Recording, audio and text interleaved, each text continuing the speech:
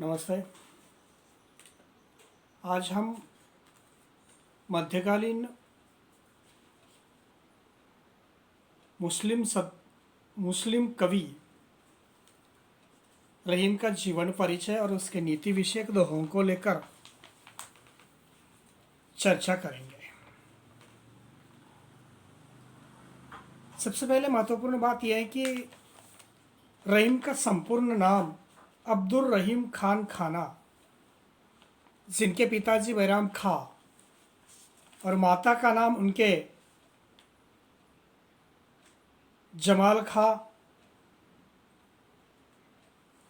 शायद इससे पता चलता है या इन्हीं रिश्तों से पता चलता है कि मुगल सम्राट अकबर के अभिभावक बैराम खां के पुत्र जमाल खां मेवाती की पुत्रियों में से सबसे बड़ी बेटी का ब्याह हुमायूं और छोटी का बैराम खां से हुआ था। यानी रहीम अकबर के रिश्ते में मौसेरे भाई रहे हैं। जब रहीम 4 साल के थे तो उनके पिता का देहांत पठानों के द्वारा उनकी हत्या हो गई थी। फिर पठानों के द्वारा उनकी हत्या होने के बाद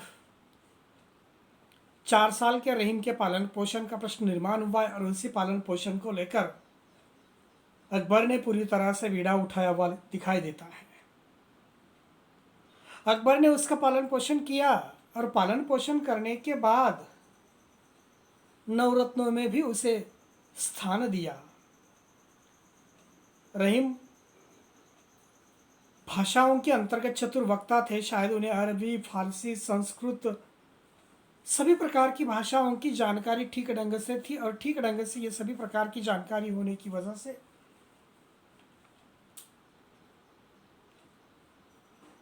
रहीम को अकबर ने अपने लड़के का शिक्षक भी बनवाया।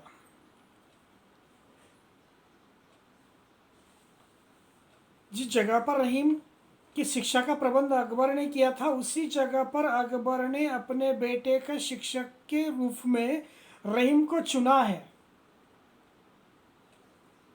अकबर के बेटे जहांगीर के शिक्षक के रूप में भी वे प्रचलित रहे हैं।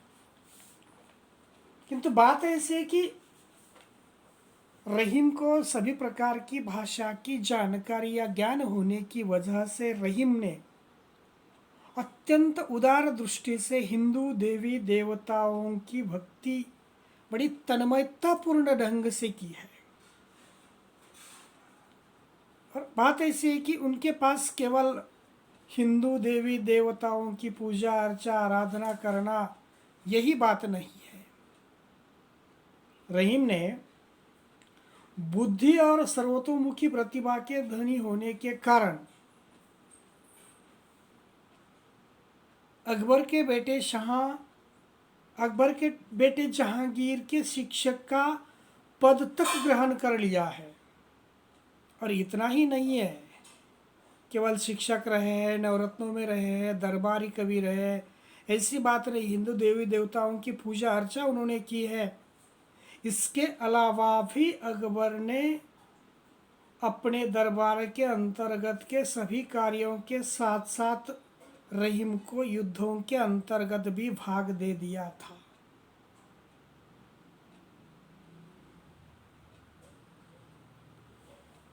शायद जब तक अकबर थे तब तक उनकी बात ठीक रही है, लेकिन अकबर के बाद जब उनके बेटे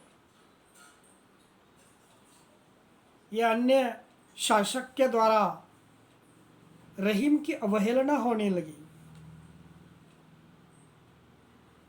मुझे लगता है कि एक बार तो किसी एक बात पर नाराज होकर नूरजहां ने इन्हें नजर कैद भी रख दिया गया था। और पारिवारिक समस्या के अंतर्गत देखा जाता है कि रहीम के जो 4 पुत्र थे, 4 पुत्रों का देहांत उनकी आंखों के सामने हुआ था। ये कहने का मतलब यह है कि उनका पारिवारिक जीवन पूरी तरह से दुखमय रहा है। राजकीय जीवन पूरी तरह से अशांत रहा है। जीवन का गहरा अनुभव विशेषतः आत्मा परमात्मा के संबंधों का मूर्त रूप, विविध रूप, प्रतीक, प्रेम के सच्चे उपासक, प्रियतम के बिना जीवन व्यर्थ ही मानते रहे हैं। और इसी आधार पर उन्होंने अपने जीवन के अंतर्गत कई प्रकार के आर्थिक दशा,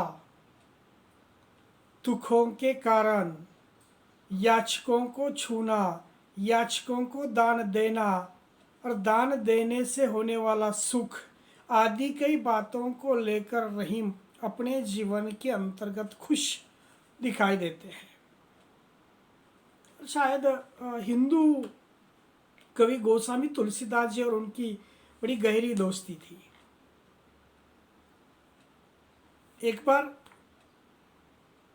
गोस्वामी तुलसीदास जी ने रहीम के पास एक याचक को भेज दिया है, कुछ पंक्ति लिखकर, कुछ दोहे की एक दो पंक्तियां लिखकर उन्हें भेज दिया है।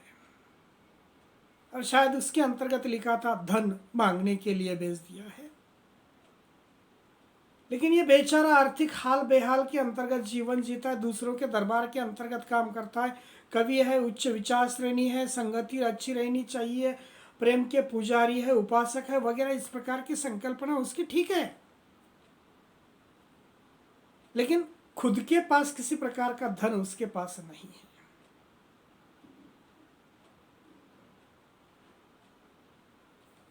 वो याचक तुलसीदास जी के पास से वापस रहीमदास जी का पास आ जाता है। और जब रहीमदास जी के पास आ जाता है तो उस वक्त एक शायद कुछ पंक्तियां वहीं पे लिखी है, मुझे ठीक से याद नहीं, तो भी याद करने की मैं कोशिश करूंगा।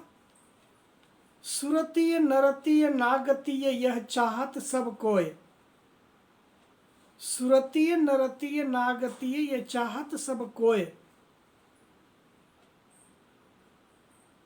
शायद उस याचक की बेटी का ब्याह, उस बेटी के ब्याह के लिए वरदक्षिणा के लिए कुछ पैसों की आवश्यकता है। खुद की बेटी के और दूसरों की बेटी के इस प्रकार की संकल्पना लेकर वे कहते हैं कि विवाह तो सभी जाति की लड़कियों का आवश्यक ही है, और उसके पास भी देने के लिए पैसे नहीं है। जब उसके पास देने के लिए पैसे नहीं है तो सुरतीय नरतीय नागतीय कह के उसने वो पंक्ति पूरी कर दी है और तुलसीदास जी के पास उसे वापस भेज दिया है। ठीक है कि हम कहते हैं कि रहीम मुसलमान है, मुसलमान होते हुए भी उसे भारतीय पुराण कथाओं का अच्छा ज्ञान था। मुगलों के दरबार के अंतर्गत ख्याति प्राप्त उसने कर ली थी, और ख्याति कोई एक दो वस्तुओं को लेकर नहीं की थी। ख्याति उसे इस बात से मिली थी कि मनुष्य जीवन का व्यापक अनुभव उसे मिला है। मनुष्य जीवन का व्यापक अनुभव उसके पास है। जीवन किस तरह से जीना चाहिए, किस ढंग से जीना चाहिए, ये आपको अगर दिखा देगा तो रहीम के दोहों के अंतर्गत दिखा देगा। और उसकी लोकप्रियता क्यों हुई है, तो लोकप्रियता होने के कारण उसकी यह है कि मुसलमान होकर भी उनके काव्य में हिंदुओं के पुराण कथाओं का अच्छा ज्ञान मिलता है। वीरता के समान रहीम काव्यानुराग, दानशील, इन्हें अरबी, फारसी, तुर्की भाषा का ज्ञान होने से बाबर का अलम चरित्र वकायत बावरी तुर्की में उन्होंने लिखा है। नीति परक दोहे में अपना खुद का अनुभव प्रकटित करते हैं। रहीम स्वभाव से सुहृदय, समझदार और विनोदी थे। उन्होंने धार्मिक सहिष्णुता उनमें धार्मिक सहिष्णुता पूरी पाई जाती है। रहीम का नाम सुनते ही मन में सूफियाना नामक तबीयत के ऐसे शख्स की याद आ जाती है, या इस प्रकार का एक शख्स हमारे आँखों के सामने उभरता है कि जो भारत की सांस्कृतिक एकता और धार्मिक सहिष्णुता का प्रतीक है, जिसकी परवरिश महलों में होती रही है, लेकिन वह जीता है एक आम आदमी की जिंदगी, जिसके लिए धन दौलत साध्य नहीं, केवल साधन है, तो इनके दोहों को हम बाद में देखेंगे।